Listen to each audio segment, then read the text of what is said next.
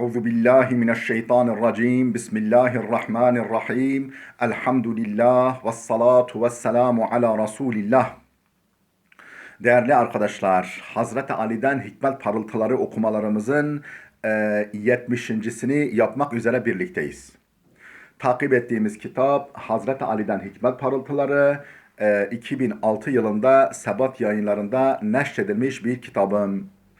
Bu çalışmamda Hazreti Ali Efendimizin 274 vecizesine yer verilmiş, her vecizenin Arapçası kaydedilmiş, tercümesi yapılmış ve altında bize ilham ettikleri, zihnimize yansıttıkları hakikatleri birer açıklama niteliğinde kaydedilmiş. 220. vecizeye gelmiştik. Ne diyor bu vecizesinde Hazreti Ali Efendimiz? لَوْ رَأَ الْعَبْدُ الْأَجَلَ وَمُرُورَهِ لَأَبْغَضَ الْأَمَلَ وَسُرُورَهِ لَوْ رَأَ الْعَبْدُ الْأَجَلَ وَمُرُورَهِ لَأَبْغَضَ الْأَمَلَ وَسُرُورَهِ. Tercümesi, insan öleceğini düşünüp ömrünün hızla geçişini görseydi, ham hayallerden ve fani lezzetlerden nefret ederdi. Tekrar okuyayım tercümesini. İnsan öleceğini düşünüp ömrünün hızla geçişini görseydi, ham hayallerden ve fani lezzetlerden nefret ederdi. Açıklama. Alimler, kim ki ölümü çok anarsa 3 ikrama nail olur. Çabuk tövbe eder, kalbi kanaatkar olur, ibadetinde gayretli ve dinç olur. Ölümü unutan ise 3 tehlikeye maruz kalır. Tövbeyi geciktirir, kendisini geçindirecek dünyalıkla yetinmez, ibadetinde gevşek ve tembel davranır demişlerdir.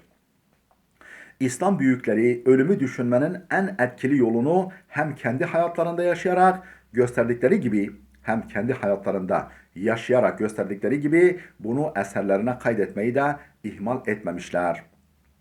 Muhammed Eddakkak isimli alim, mutasavvıf etrafındaki kimselere şu gerçekleri hatırlatırdı. Ey kardeşlerim, sakın ölümü hatırınızdan çıkarmayınız. Ey kardeşlerim, sakın ölümü hatırınızdan çıkarmayınız. O teşkilatları bozar. Kardeşi kardeşten, karıyı kocadan ayırır. Canından sevgili tuttuğun malını başkalarına terk ettirir. Yavrularını yetim ve öksüz bırakır. Gülen yüzleri ağlatır, gözleri yaşlarla doldurur. Cemiyetleri dağıtır, mamureleri viran eder, nazenin vücutları topraklarda çürütür. Ey kardeşlerim, yere düşeceğiniz günü hatırlayın. Yani ölüp de yere yığılacağınız, yere düşeceğiniz günü hatırlayın. Mezara gireceğiniz saati hatırınızdan çıkarmayın. Kabre gireceğiniz dakikaları, kabre girdikten sonra yanınıza gelecek olanları düşünün. Yumuşak döşekleri beğenmeyen kibarlar, ey yumuşak döşekleri beğenmeyen kibarlar, sert toprak üzerine bırakılacağınız zamanı aklınızda tutun. Yeryüzünde binaları, insanları, yemekleri beğenmeyenler, yarın mezarda yatacaksınız. Yılanlara, çıyanlara arkadaş olacaksınız. Ağzınız toprakla dolacak. Dünyayı seyrederken renkleri beğenmeyenler, yarın gözlerinize toprak dolacak, üzerinizde otlar ve ağaçlar bitecek. Ey mal yığanlar, ey binalar kuranlar, sizin malınız ancak kefeninizdir. Gözünüzü açın. Ey mala mülke bağlananlar, malını sizi ölümden kurtaracak mı? Ahirete ondan bir şey götürebilecek misin? Hayır. Hayır, sen öldükten sonra o malı seni hayırla anmayacak kimseler için yığdın. Cezasını sen çekeceksin, zevkini, sefasını onlar sürecek. Dünyadan kefenden başka bir şey götüreni gördün mü? Ne kadar doğru şeyler söylemiş gerçekten. 221. vecize leyse şeybu minel umri. Saçın ağarması yaştan dolayı değildir. Açıklama, saç ve sakalın beyazlaşmasının birçok nedeni olabilir. Yaşlılık sadece bunlardan bir tanesidir. Çok genç yaşta saçları ağaran kimselere rastlarız. Bu vecize hayattaki bir realitenin ifadesidir. Bu vecizeyi yaşlılık dönemi ömürden sayılmaz şeklinde de anlamak mümkündür. Bu vecizeyi şöyle de anlamak mümkündür. Yaşlılık dönemi ömürden değildir. ömürden sayılmaz şeklinde de anlamak mümkündür. Bu da Yüce Allah'ın insanın çok şey bilirken artık bilmez hale düştüğü, ömrün en aşağı ucu yani dönemi olarak nitelediği en zaruri ihtiyaçlarını bile karşılamaktan aciz, düşkün ihtiyarlık döneminin çok sıkıntılı olduğu anlamını ifade eder. Tatlı hayatın, lezzetli ömrün mutluluğu açısından bu dönemin pek bir katkı ve anlamı bulunmadığı demek istenir. 222. vecize leyse li sultanil ilmi zeval. Leyse li sultanil ilmi zeval. İlmin otoritesi için yok olma söz konusu değildir. İlmin otoritesi, ilmin sağladığı otorite, yetki için yok olma söz konusu değildir. İlim, iman ve iyilikler, iman ve amele salih iyilikler ebedi, ölümsüz ve kalıcı işlerdendir. Sonsuza dek sahibinin elinden tutar. Onu sürekli üstün ve yüce kılarlar. Dünyada bile her zaman nihai güç ve otorite bilginindir. Bilgi tek kelimeyle güçtür. Bilgiye sahip olanlar teknolojik, sınai, askeri, ekonomi gücü de elinde bulundurmuşlardır. İlmi altyapısı oluşturulmadan hiçbir olumlu alanda ilerlemek ve yükselmek mümkün değildir. Tekrar alıyorum bu cümleyi. İlmi altyapısı oluşturulmadan hiçbir olumlu alanda ilerlemek ve yükselmek mümkün değildir. Avantaj ve kemal açısından her şeyin ilme bağlı olduğunu ifade eden bu vecizeden Müslümanların alacakları büyük dersler vardır. 223. vecize linul kelam kaydul kulub.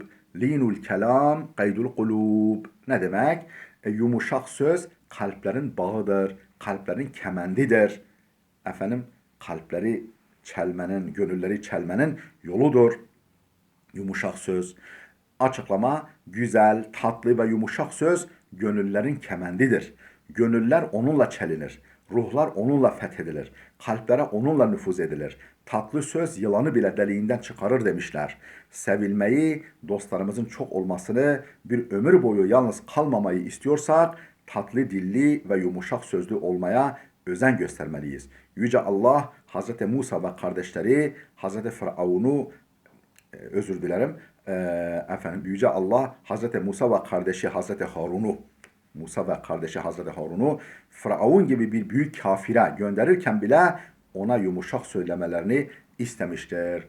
فَقُولَا لَهُ قَوْلًا لَيِّنًا فَقُولَا لَهُ قَوْلًا لَيِّنًا Ona gidin ve ona yumuşak söz söyleyin buyurmuştur. 224. vecize leyyin kalbek tuhabbeb. Leyyin kalbek tuhabbeb. Yumuşak kalpli ol ki sevilesin. Açıklama: katı kalpli, acımasız, haşin ve merhametsiz insanların sevildiği görülmemiştir. Böyleleri aynı zamanda bencil olurlar. Başkalarına yardım elini uzatma duygusuna sahip değillerdir.